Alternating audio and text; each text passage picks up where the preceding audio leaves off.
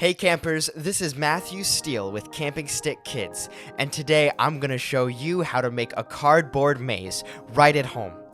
To kick things off, these are the supplies you're going to need. Some large cardboard boxes, a cutting tool like scissors or a knife, and some duct tape.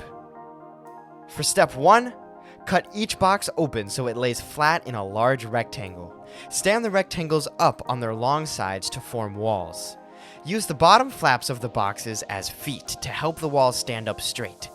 Bend the flaps outward at the bottom, then tape them flat against the floor for extra stability. And now for step 2, build the maze walls. Place the boxes in long rows to form passages. Use duct tape to connect one box wall to another at the edges. Be sure to leave spaces open for doorways and turns. Now for step 3, create a simple maze layout. Make one entrance at the starting point. Build a path that splits in 2 different directions. Allow one path to loop around and lead to an exit. The other path can also twist a little before reaching a second exit. Keep it short and simple. Just a few turns and walls are enough to make it fun. And then, step 4.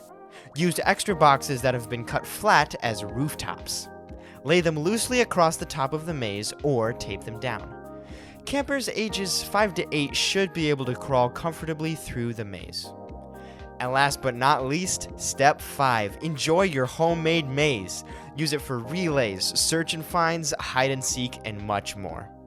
That wraps up this tutorial, guys. Thank you so much for watching. This has been Matthew Steele with Camping Stick Kids, and I hope you love your cardboard maze.